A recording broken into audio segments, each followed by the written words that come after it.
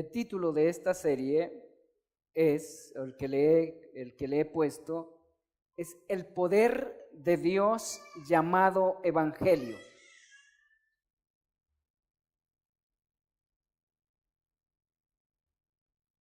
Y toda la serie estará basada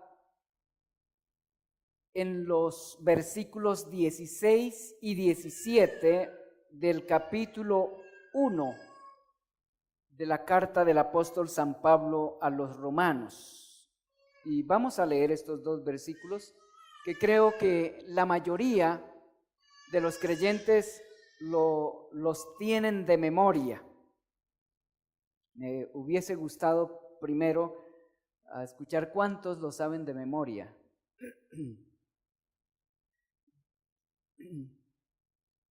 Leemos los dos versículos. Porque no me avergüenzo del Evangelio, porque es poder de Dios para salvación a todo aquel que cree, al judío primeramente y también al griego. Porque en el Evangelio la justicia de Dios se revela por fe y para fe, como está escrito, mas el justo por la fe vivirá. ¿Cuál es el título de esta serie? El poder de Dios llamado Evangelio. A esta primera exposición le he puesto como título Una convicción experimentada del Evangelio. Hay en la Escritura unos cuantos versículos que son muy populares entre el pueblo cristiano evangélico. Resultan en la memoria de los creyentes sin darnos cuenta. Estos dos versículos que acabamos de leer son algunos de ellos. Años atrás no se hallaba evangélico que después de un par de meses de convertido no fuera capaz de recitar de memoria estos versículos. Sin duda, esto era obra de la gracia, puesto que son versículos mediante los cuales podemos sumergirnos a las profundidades de la gracia. Las realidades implícitas en estos versículos son sumamente amplias, profundas e impactantes. Pero para poder contemplar esas realidades contenidas en estos versículos y degustar sus riquezas, debemos detenernos a considerar cuidadosamente lo que dicen y por qué dicen lo que dicen.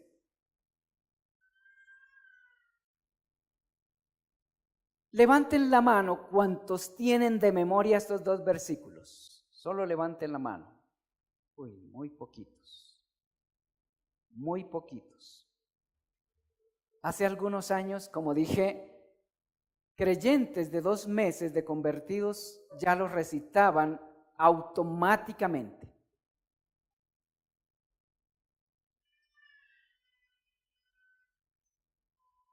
Es bueno memorizar versículos como estos, y espero que en esta serie se los memoricen. Al final de la serie vamos a preguntarlos, y les ruego que los estén memorizando. Es bueno memorizar la palabra de Dios, pero debo decirles, hermanos, que no es suficiente con que memoricemos ciertos versículos clave. Es necesario que nos detengamos a meditar en ellos palabra por palabra a la luz de su contexto gramático, histórico y teológico. No únicamente a la luz del contexto gramático y histórico, sino también a la luz del contexto teológico bíblico. Para entender correctamente un texto bíblico, el contexto teológico bíblico es imprescindible. Esto ténganlo en cuenta, por favor, los que estudian la Biblia y sobre todo los que estudian para predicar. Bueno, todos deben tenerla en cuenta si quieren comprender correctamente cualquier texto bíblico. Es imposible entender la verdad que revela un texto bíblico si al considerar lo que dice pasamos por alto el contexto teológico.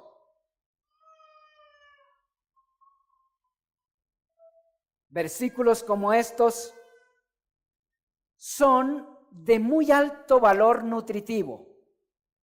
Son cápsulas de verdades espirituales concentradas.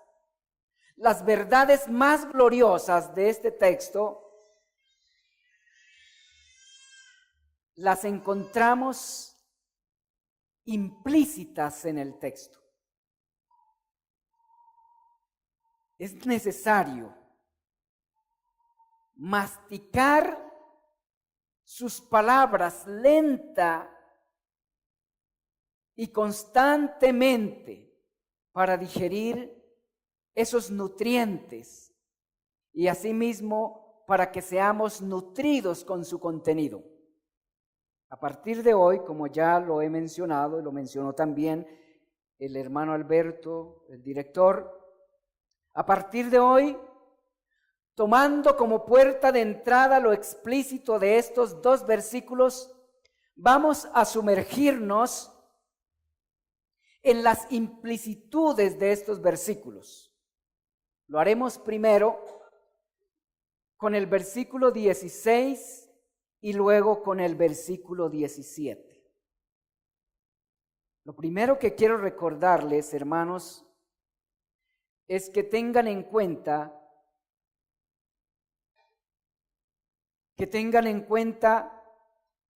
que aunque repetimos las palabras de estos versículos tal como las escribió el apóstol, la razón y la convicción con que las decimos nosotros probablemente no es la misma.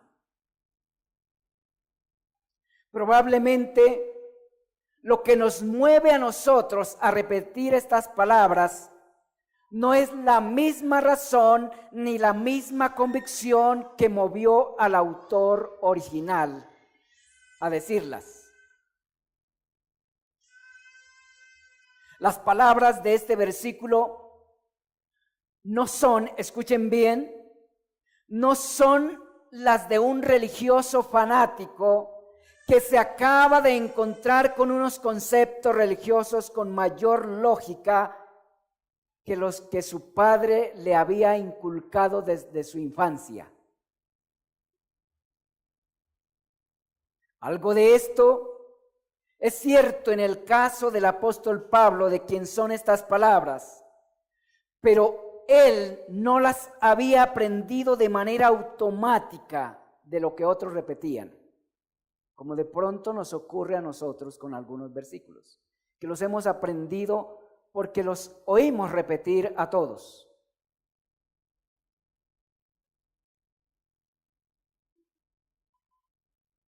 No hay registro,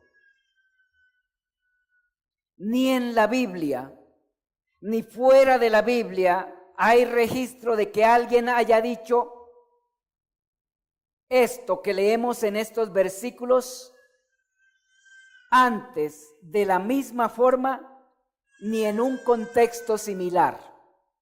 No se encuentra registro que alguien haya dicho lo que leemos en estos versículos, que alguien haya dicho antes eso, con la misma convicción y en el mismo contexto, con la misma fuerza y en el mismo contexto.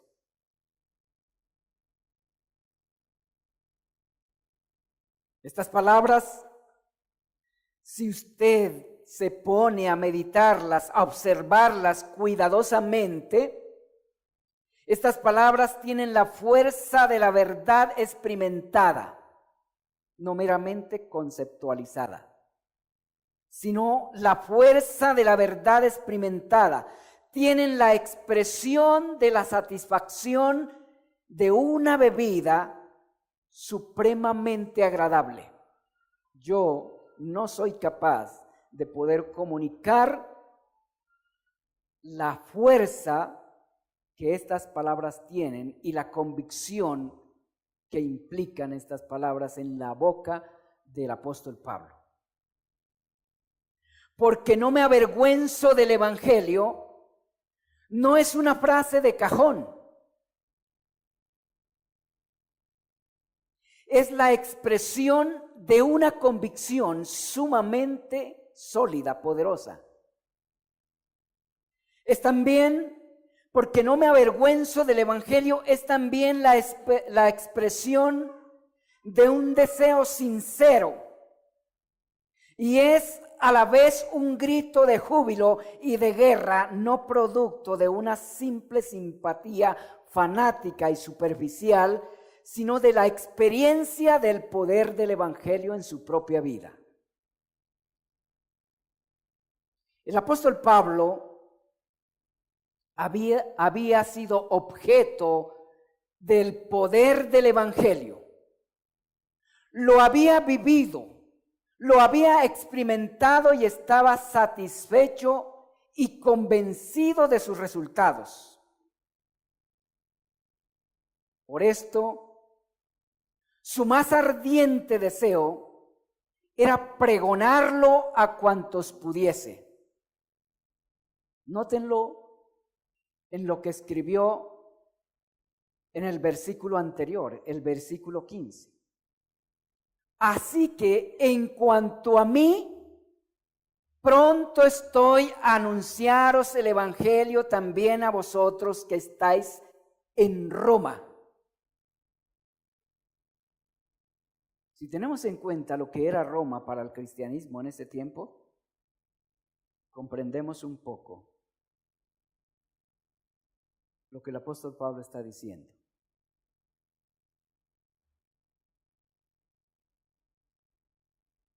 Permítanme hacer una ilustración antes de continuar.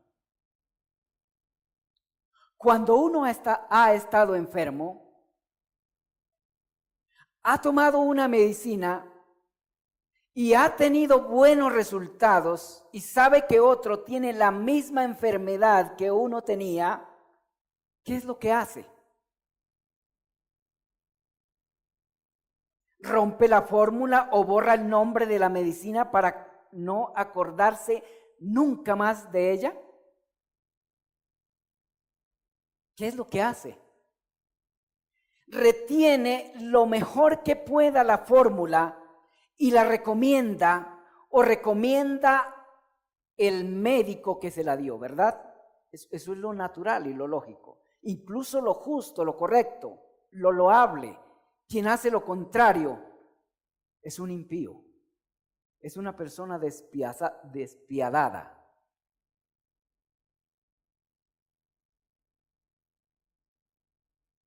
Esto también es verdad, hermanos amados, respecto a los que experimentan el poder del evangelio. Y debe ser así.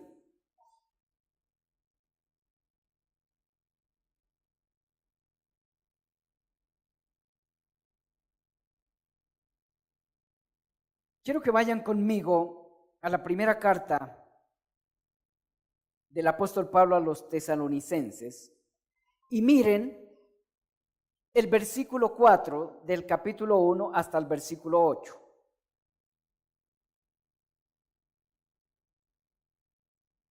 Capítulo 1, versículo 4 al 8. No, esto que acabo de ilustrar con una medicina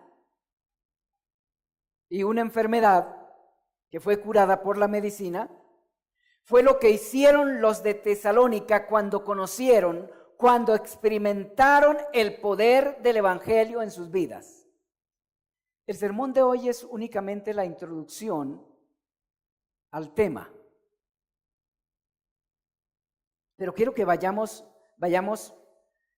fijándonos, vayamos percibiendo lo que fue el Evangelio para el apóstol Pablo y lo que fue el Evangelio para creyentes en el primer siglo. Dice allí: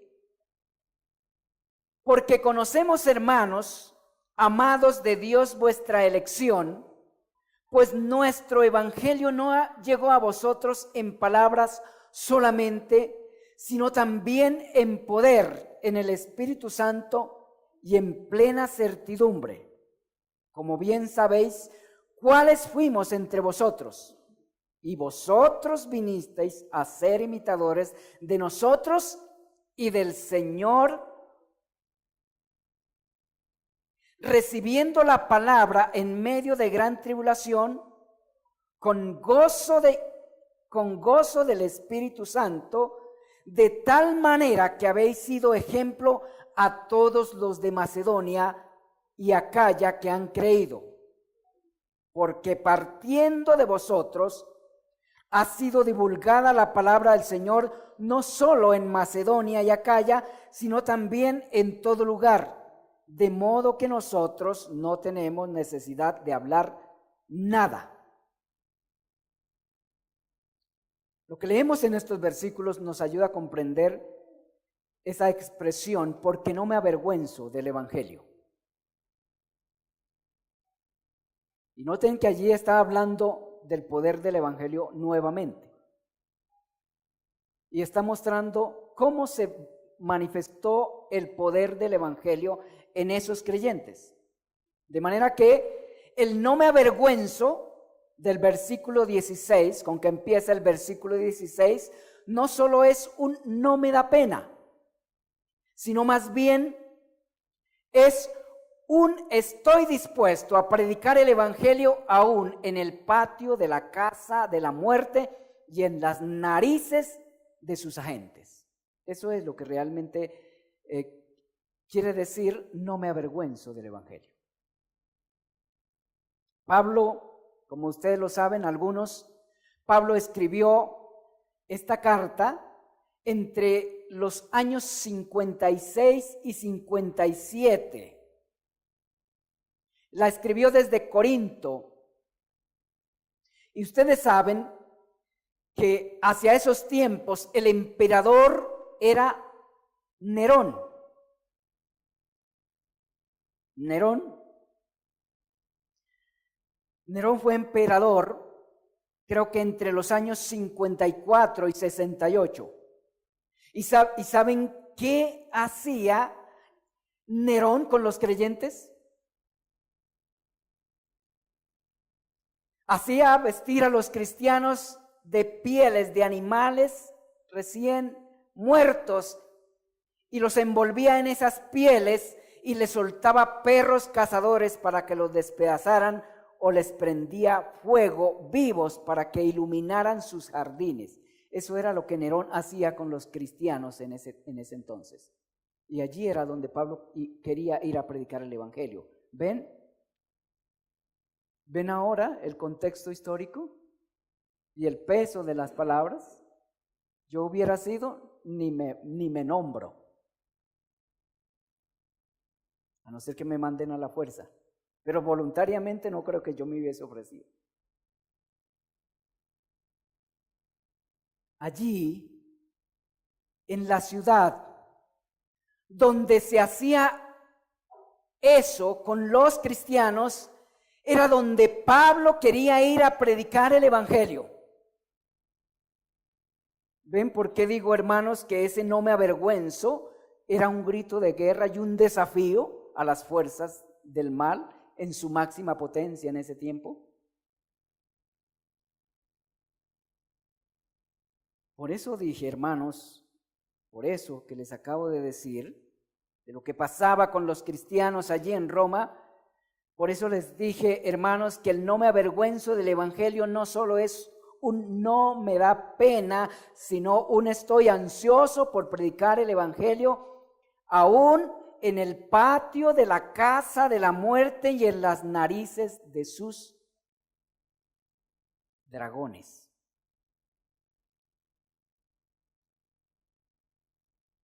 En nuestro caso, algunas veces no solo nos da miedo,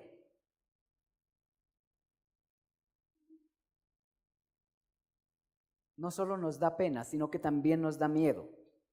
Y nos da pena incluso que sepan otros que somos creyentes en algunos casos. Y sé que les pasa a algunos de ustedes entre sus compañeros de estudio y de trabajo. En algunos casos les da pena que sepan que son creyentes. Y en algunos casos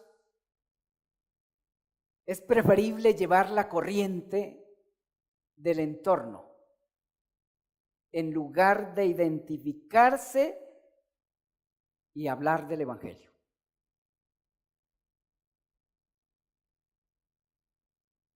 ¿Qué convicción podemos tener del Evangelio? La forma en que respondemos o sostenemos el Evangelio, la convicción que realmente tenemos se muestra en circunstancias adversas, donde nos sentimos amenazados por ser cristianos. Allí queda al descubierta realmente la convicción de lo que decimos creer. ¿Qué convicción podemos tener del Evangelio?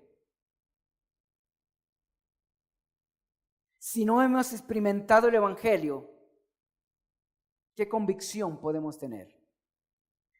¿Qué es lo que hemos experimentado o estamos experimentando del Evangelio?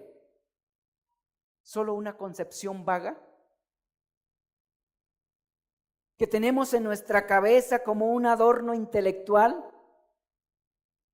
Pablo no tenía el Evangelio en su cabeza meramente como un adorno intelectual, lo tenía como una convicción sólida, firme, por la que estaba dispuesto a dar su vida.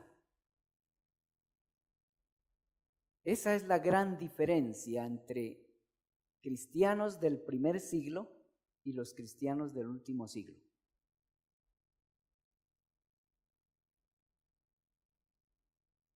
¿Qué satisfacción tenemos en el Evangelio?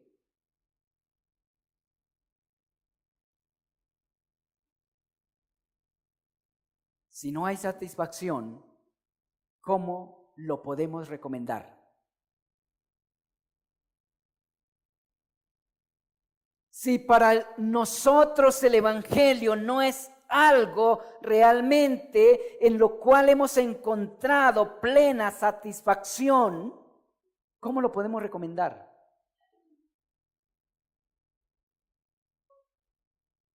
Si no hemos experimentado y no estamos experimentando sus efectos sobre nuestra vida, ¿cómo lo recomendamos?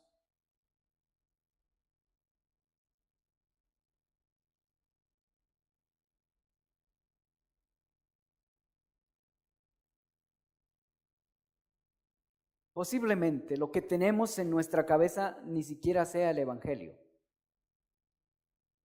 Posiblemente. Posiblemente lo que tenemos en nuestra cabeza sea un cúmulo de conceptos teológicos vacíos que no han impactado nuestra propia vida. Y si no impacta nuestra propia vida, ¿cómo vamos a impactar la vida de los que nos rodean? Se ha preguntado cada vez que escucha los términos o las expresiones evangelio, ¿se ha preguntado qué es el evangelio? Pues estos versículos nos responden a esa pregunta y por eso debemos profundizar en ella.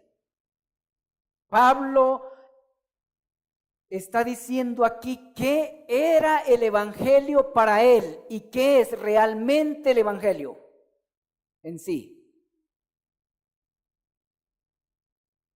¿Y qué es lo que dice Pablo que es el evangelio? ¿Qué es el evangelio? Pablo dice que es poder de Dios Y no dice que solamente para salvarlo a él. Dice que es poder de Dios para salvación a todo aquel que lo cree. A judíos y a no judíos. Es realmente lo que quiere decir. Pero ¿en qué consiste ese poder de Dios? Es algo que en lo que vamos a profundizar en los próximos sermones. Por ahora, quiero que tengamos esa interrogante en mente y no la perdamos de vista. Y comencemos a meditar en ella, a profundizar en ella. ¿Cuál interrogante? ¿Qué es el Evangelio? No hay nada más importante que responder esa pregunta. ¿Qué es el Evangelio? ¿Qué podrían responder ustedes, cada uno, a esta interrogante como respuesta? ¿Qué podrían dar como respuesta a esta interrogante? Comiencen a pensar, ¿qué darían como respuesta a esta interrogante? ¿Qué es el Evangelio? Si alguien les preguntara, ¿qué es el Evangelio? ¿Qué darían como respuesta? Para muchos, el Evangelio no es más que unos cuantos conceptos religiosos vagamente definidos. Para otros, el Evangelio no es más que una serie de costumbres y ritos sin definición alguna. Para el apóstol Pablo, el Evangelio no era un conjunto de costumbres religiosas a las cuales se había adaptado. Estoy casi seguro que para muchos de ustedes el Evangelio no pasa de ser un conjunto de costumbres religiosas a las cuales se han adaptado. Y para otros estoy casi seguro que el Evangelio no pasa de ser más que unos cuantos conceptos religiosos vagamente definidos. Estoy casi seguro. Pero para el apóstol Pablo no era esto ni lo otro. Para el apóstol Pablo, el Evangelio era algo más que un conjunto de conocimientos y conceptos teológicos.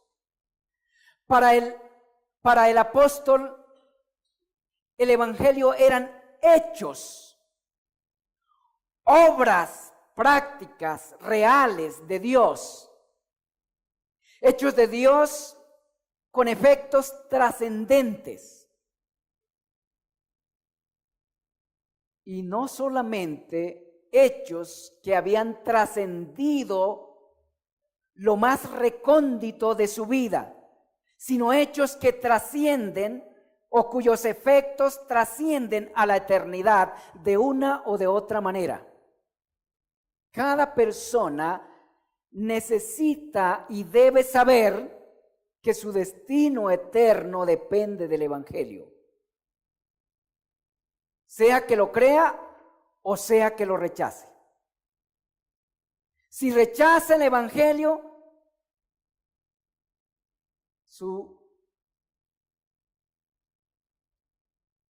sus efectos, sus resultados por rechazarle son de consecuencias eternas. Y si acoge el Evangelio también.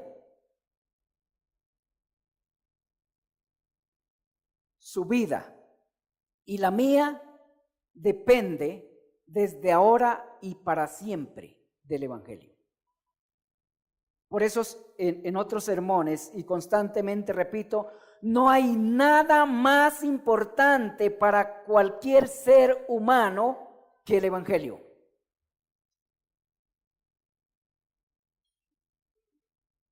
Seamos conscientes o no, nada más importante para nuestras vidas, ahora y por la eternidad, que el Evangelio del Señor Jesucristo. Al hablar del Evangelio, el apóstol tiene en mente, y escuchen esto, Porque el Evangelio no es meramente unas actividades litúrgicas en las que podemos involucrarnos. No. Al hablar del Evangelio, el apóstol tiene en mente todo un proceso legal, un asunto de carácter judicial. El Evangelio tiene, sobre todo, un carácter judicial. Para muchos el Evangelio no tiene sino una connotación religiosa, devocional. Pero el Evangelio en esencia es de carácter judicial. No se les olvide esto. En esencia, el Evangelio es de carácter judicial. Cuando el apóstol habla del Evangelio, tiene en mente un tribunal, un juez, un juzgado, es decir, un sindicado, una audiencia, un juicio y un veredicto. El Evangelio envuelve todo eso.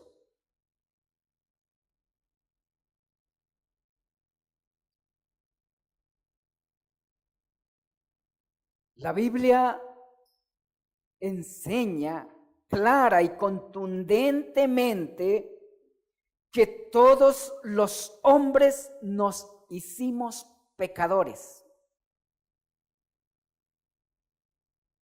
Caímos de nuestro estado original y nos hicimos infractores voluntarios de la ley de Dios. Todos. Todos nos hicimos pecadores voluntarios, infractores voluntarios de la ley de Dios.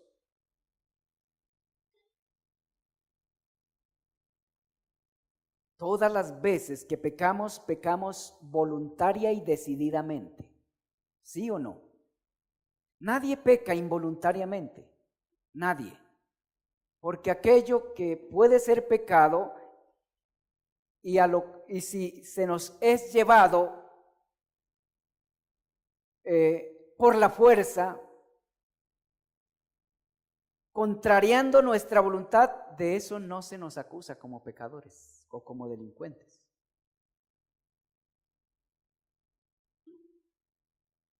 Todos. Y todas las veces que pecamos, pecamos voluntariamente y decididamente, sea grande o sea pequeño el pecado. Nadie nos obliga. Por ejemplo, nadie nos obliga a beber más de lo que nosotros queramos beber, ¿verdad? O nadie nos obliga a comer más de lo que nosotros queramos comer. Nadie nos obliga a fornicar o a pensar en la fornicación. Pensamos por nuestra propia cuenta. Nadie nos obliga a insultar a otra persona. La insultamos porque decidimos voluntariamente insultarle. Nadie se queda con las vueltas, con el cambio, involuntariamente. Tan pronto se da cuenta.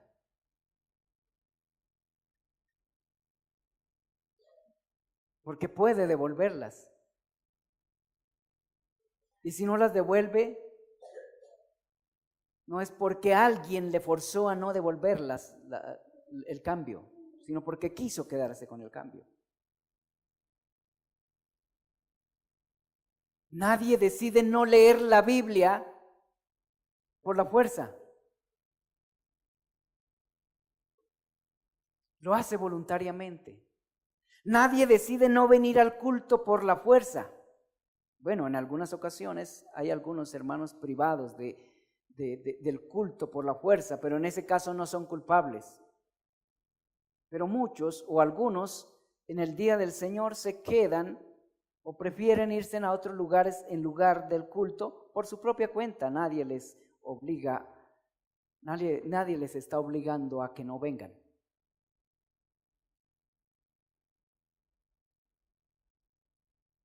Es por eso que la Escritura dice, no hay justo ni aun uno. Ante la justicia divina, todos somos hallados pecadores, culpables y dignos de la máxima pena. Todos. No hay justo ni aun uno. Es el diagnóstico jurídico o judicial que nos da el Espíritu Santo, o que da el Espíritu Santo de todos los seres humanos a partir de Adán. No hay justo ni aun uno. Romanos 3:10. Todos se desviaron, a una se hicieron inútiles. No hay quien agrade a Dios, no hay ni siquiera uno. ¿Será que el Señor contó mal? Romanos 3:12. Este es el diagnóstico divino.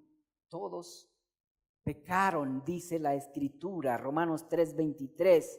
Y lo que merecemos todos, o todo pecador lo que merece es la muerte, porque la paga del pecado es la muerte. Romanos 6:23.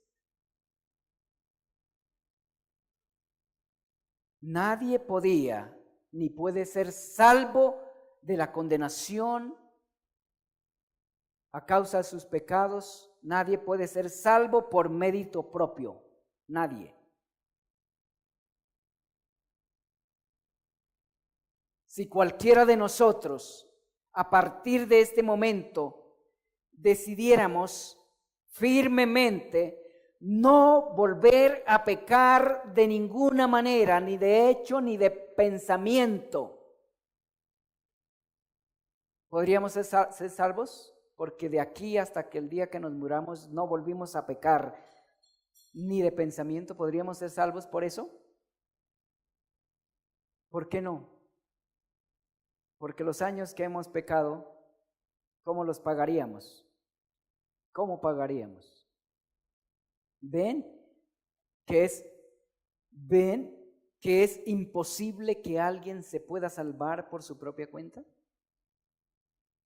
Por mérito propio es imposible que alguien pueda lograr la salvación después de que haya nacido.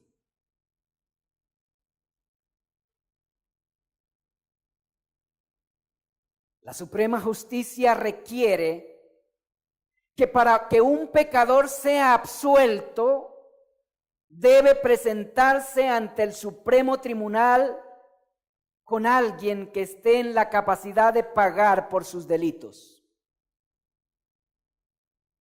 Eso dice la ley suprema, la ley de Dios.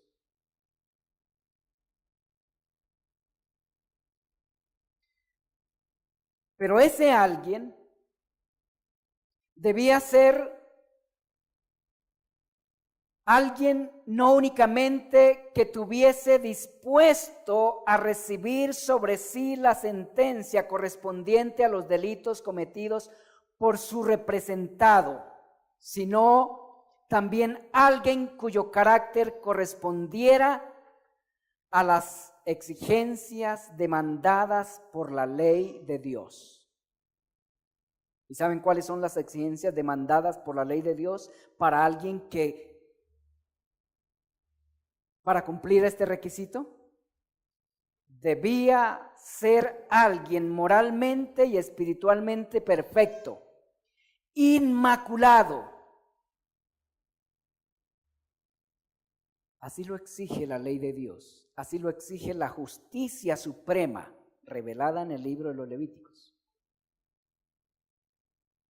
Levíticos es el evangelio a la forma del Antiguo Testamento.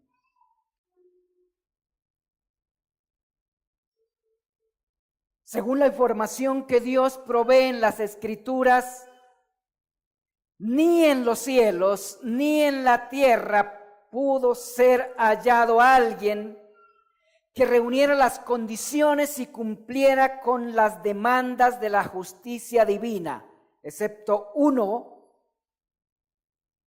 denominado el león de la tribu de Judá, la raíz de David, descrito en las Escrituras también como el Cordero inmolado. Apocalipsis capítulo 5, versículos 2 a 3. Capítulo 5. Únicamente Él fue hallado con el carácter y las virtudes requeridas por la ley de Dios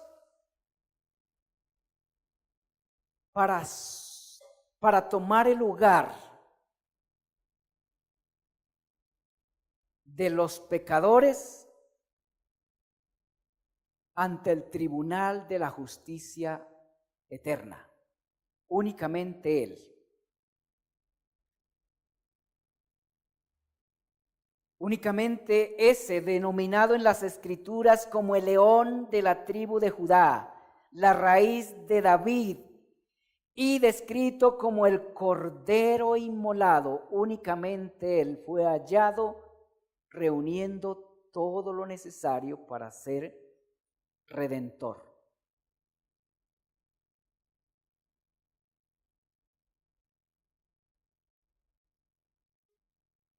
Únicamente Él, pero no es de naturaleza y carácter angelical. Es de naturaleza y carácter divino, pero también es de naturaleza y carácter humano. No podía ser otro. Y es el único en todo el universo con esas características. Hombre y Dios a la vez. Verdadero Dios y verdadero hombre. Hijo de hombre y también hijo de Dios. No hay otro ser en todo el universo con esas características. Se requería que fuera divino y humano a la vez. Nadie en el universo entero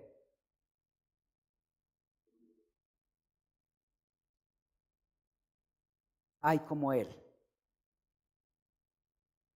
Y ese ser es el unigénito del Padre. Él es el Evangelio. Él es el Evangelio. ¿Comienzan a entenderlo? Él es el único que podía salvar a pecadores. Por eso Él es el Evangelio. Él podía librarnos. Él es el único que puede librarnos tanto del pecado como de la culpa y de la condenación merecida por nuestros pecados. El único.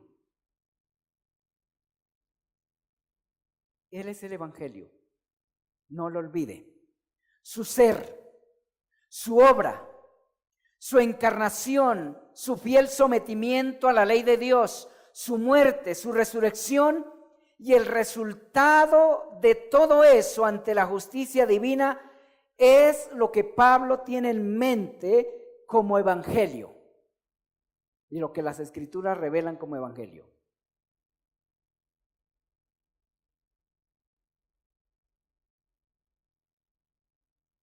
Como pueden notarlo, hermanos, a la luz de las Escrituras, el Evangelio son hechos de Dios en Cristo para salvar a los pecadores.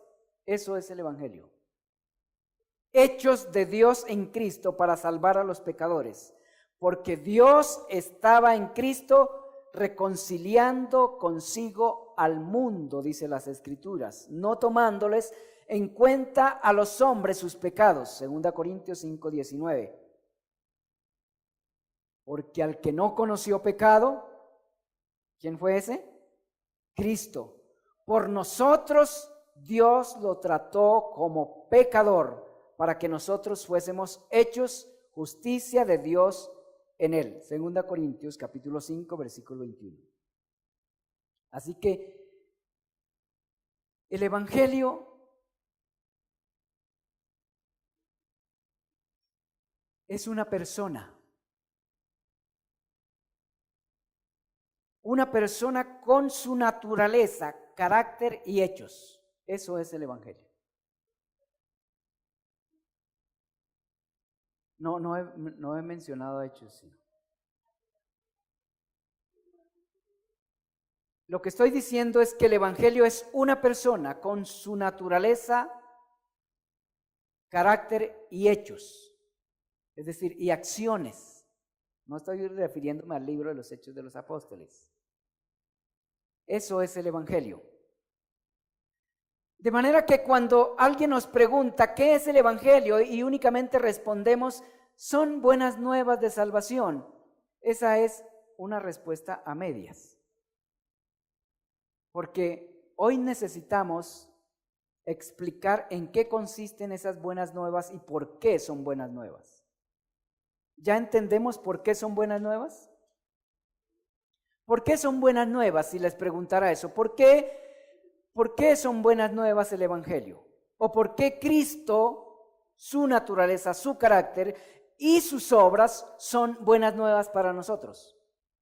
¿Podemos responder? Porque Él, con su naturaleza y carácter y sus obras, se puso en nuestro lugar. Para que nosotros no fuésemos condenados al Él recibir sobre sí el castigo que nosotros justamente merecíamos. Eso es buenas nuevas. Son buenas nuevas cuando yo me estoy muriendo y alguien trae la medicina y me la da. Eso son buenas nuevas. Son buenas nuevas cuando alguien está condenado a muerte y de pronto alguien viene y dice, no lo maten a él, mátenme a mí para que él viva. Eso es una buena nueva. Eso fue lo que hizo el Señor Jesucristo. No los maten a ellos. Yo pongo mi vida por ellos. Pago todas las ofensas que han cometido. Yo las asumo. Yo asumo el castigo que ellos se merecen. Eso es el Evangelio, ¿eh? En un sentido, el Evangelio es sumamente sencillo. En un sentido, en otro sentido es sumamente complejo.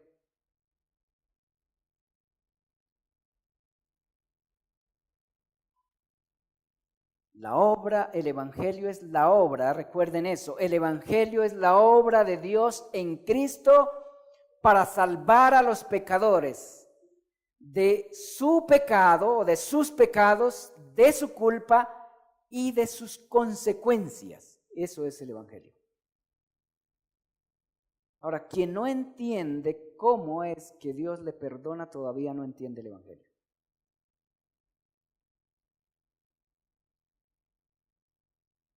¿Cuáles son las consecuencias máximas del pecado?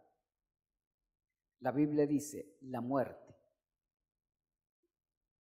Si la muerte es la pena por el pecado, entonces el Salvador tenía que enfrentarla. Debía ser entregado por Dios a la muerte, pero también tenía que vencerla en lugar de los pecadores. De lo contrario, jamás algún pecador podría ser absuelto de sus pecados y de su culpa, ni libre de condenación. Por eso Pablo dice, si Cristo no resucitó, nuestra fe se va al piso. No sirve de nada. Porque la prueba de que el sacrificio de Cristo o su persona y su sacrificio satisfacía la justicia celestial, esa prueba es la resurrección de Cristo. El Salvador tenía no únicamente que entregarse en lugar de los pecadores, sino ser capaz de vencer la pena. de superar las sentencias por el pecado. ¿Y cómo tenía que superarla? Librándose de la muerte. Si Cristo no hubiese resucitado, nadie hubiese podido ser salvo. Aunque Él voluntariamente se hubiese ofrecido a pagar por nuestros delitos, si Él no hubiese resucitado, eso indicaría que no alcanzó a satisfacer la justicia de Dios.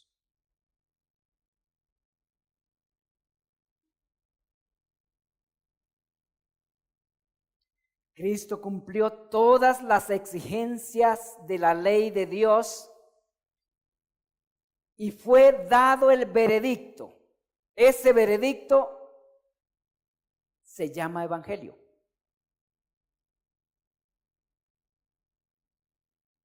¿Qué dice el veredicto? Juan 3:18. Que todo el que en él cree no es condenado, mas tiene vida eterna. De manera que el evangelio es, en ciertas palabras, el maniobrar legal de Dios en relación con su propia justicia en Cristo para poder retirar todo cargo que haya estado en contra de los que creen en Cristo. Es una definición muy larga, ¿no? Permítanme repetirla. El evangelio es el maniobrar legal de Dios en relación con su propia justicia, maniobrar que Él hace en Cristo para poder retirar todo cargo que haya estado en contra de los que creen en Cristo. ¿Ven la complejidad ahora del evangelio? Porque Dios tenía que cumplir su propia ley sin quebrantar un solo punto para poder absolver a alguien de condenación. ¿Hay abogado en la tierra que sea capaz de hacer eso? ¿Hay algún abogado que sea capaz de sacar como inocente a un culpable sin quebrantar la ley? No lo hay. Imposible. Hay abogados en la tierra que son capaces de librar de la condenación a un delincuente, pero quebrantando la ley. Pero no hay nadie en el mundo que sea capaz de librar a un delincuente de la condenación que merece sin quebrantar la ley. No lo hay. ¿Ven la magnitud de las buenas nuevas? Y Dios mismo fue quien se dio a la tarea de resolver eso.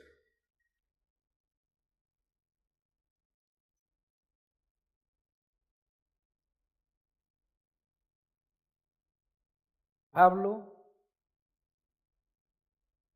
comunica el evangelio a los creyentes de Colosa de esta manera: y a vosotros, que estabais muertos en pecado, os dio vida juntamente con él, perdonando todos los pecados, anulando el acta de los decretos que había contra nosotros, acta que nos era contraria, la quitó de en medio clavándola en la cruz. Noten que aquí hay términos legales. ¿Sí los notaron en la lectura del texto? El evangelio implica un proceso legal. El evangelio es un proceso legal. Involucra un proceso legal. Y está hablando en términos judiciales.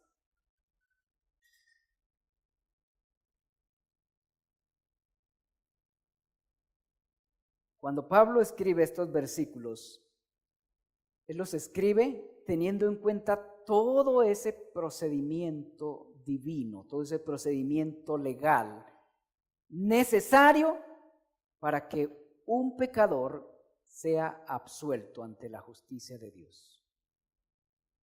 Cuando leemos versículos como estos, a veces ni siquiera tenemos en cuenta eso. Pero tras las palabras de versículos como estos, está todo un proceso legal. Y ese proceso legal es lo que Pablo llama evangelio. Y repito para concluir, el evangelio son hechos divinos. ¿En qué consisten esos hechos de parte de Dios? Consisten en hacer a su unigénito Hijo, en hacerlo hombre y ponerlo bajo la ley como un hombre. Ley que había sido dada a los hombres y que los hombres habían quebrantado.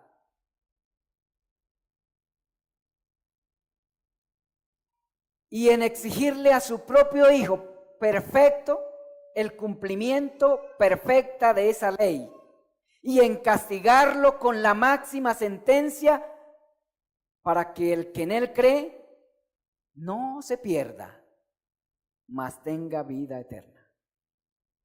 ¿Ven cuánto costó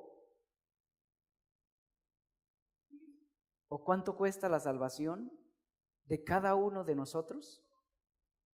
A nosotros se nos es dada gratuitamente, pero no es porque sea gratuita. A Dios le costó lo más preciado de sí. Dios no nos dio a un ángel, el más espléndido de los querubines, no. Nos dio a su propio Hijo, el que es de su propia sustancia, de su misma esencia. Lo más preciado de sí fue lo que entregó Dios para salvarnos del pecado y de la condenación por él. Este privilegio que tenemos aquí y el cual no apreciamos debidamente, ese privilegio que tenemos aquí de estar sentados, tranquilos, escuchando de la maravilla, de la gracia del Señor, costó mucho. Lamentablemente no lo apreciamos como debiéramos apreciarlo. Costó la vida de lo que más Dios ama. ¿Qué es lo que Dios más ama?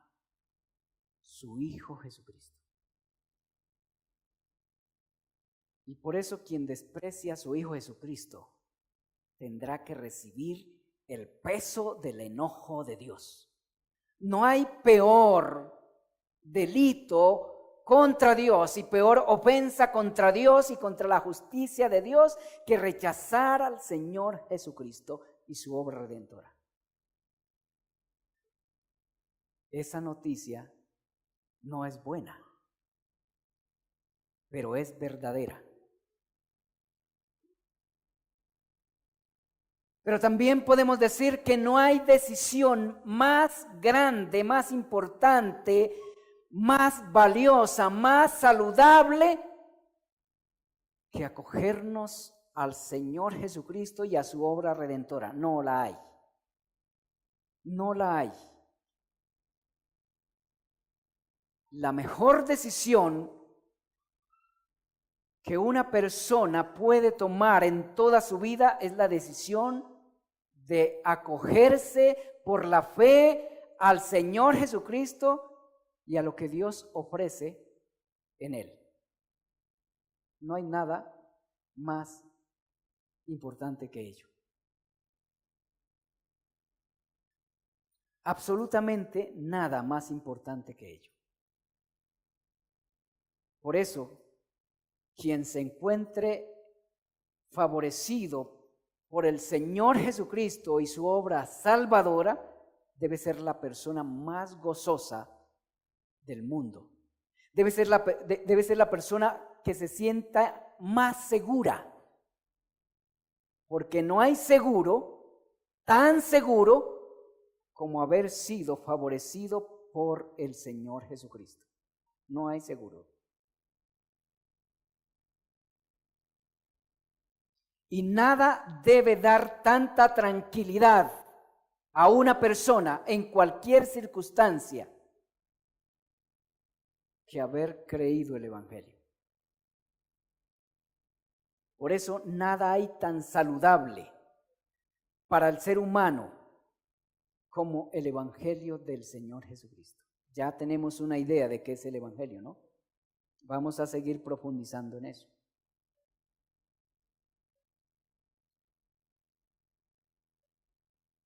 Hemos visto la naturaleza de las palabras de Pablo cuando escribió estos versículos y lo que tenía en mente como evangelio cuando las declaró. En el próximo sermón estaremos analizando o contestando la pregunta, ¿por qué el evangelio es poder de Dios para salvación propiamente? ¿Por qué el evangelio es poder de Dios para salvación?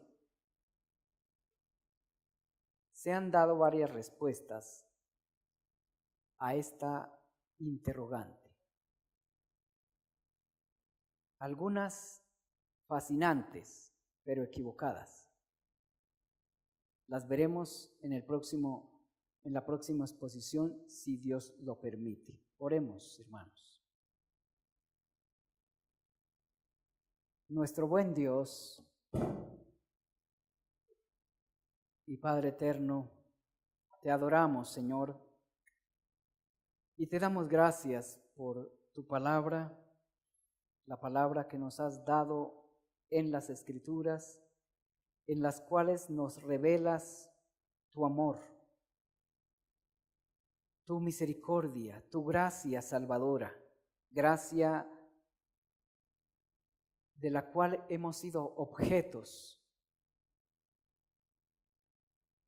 gracia que no alcanzamos a apreciar debidamente, pero gracia que es admirable, gracia que sobrepasa todo entendimiento. Te damos gracias por ello, te damos gracias por el Evangelio, te damos gracias por lo que planeaste hacer para librarnos del pecado en tu Hijo Jesucristo. Señor, rogamos que no únicamente nos concedas comprender esta obra maravillosa llamada Evangelio, sino que podamos vivir a la luz de esa realidad y refugiarnos en esa verdad, ampararnos, cimentarnos en esa verdad gloriosa, para que así podamos enfrentar las adversidades que nos agobian en este mundo, las decepciones que las circunstancias nos causan, y aún para que podamos sobreponernos a las decepciones causadas por nuestros seres más queridos. Señor, te rogamos que nos des una comprensión lo suficientemente clara del Evangelio para que nada nos haga mover de la fe que es en Cristo Jesús, para que nada nos afecte, Señor, y podamos sobreponernos a toda calamidad,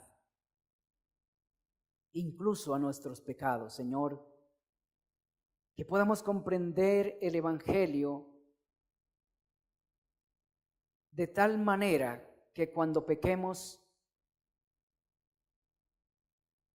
en lugar de huir de ti, corramos a ti, angustiados, pero confiando plenamente en tu misericordia revelada en Cristo, avergonzados, pero agradecidos también por tanta bondad ofrecida a través de tu Hijo Jesucristo. Porque no hay otra manera en que podamos ser libres de nuestro pecado y de las consecuencias por él, sino en lo que has hecho a través de tu Hijo Jesucristo. Concédenos comprender esa obra maravillosa con la mayor claridad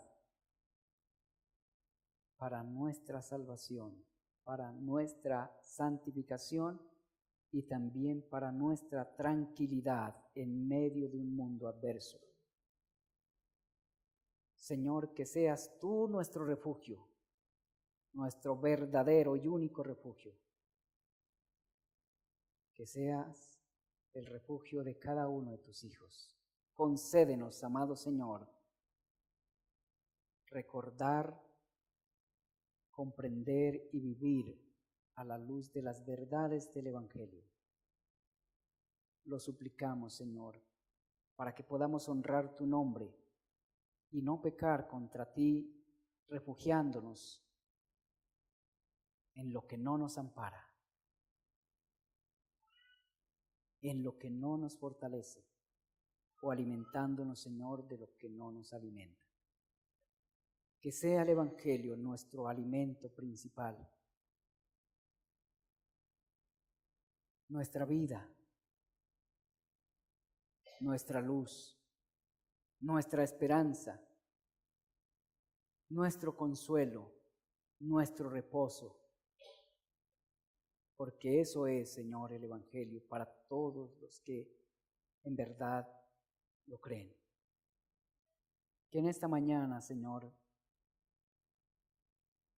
podamos salir de este lugar con una nueva expectativa, con una perspectiva iluminada por el Evangelio, por tu palabra. Una perspectiva que cambie nuestra manera de ser, una perspectiva que cambie nuestra manera de sentir, nuestra manera de pensar, nuestra manera de obrar.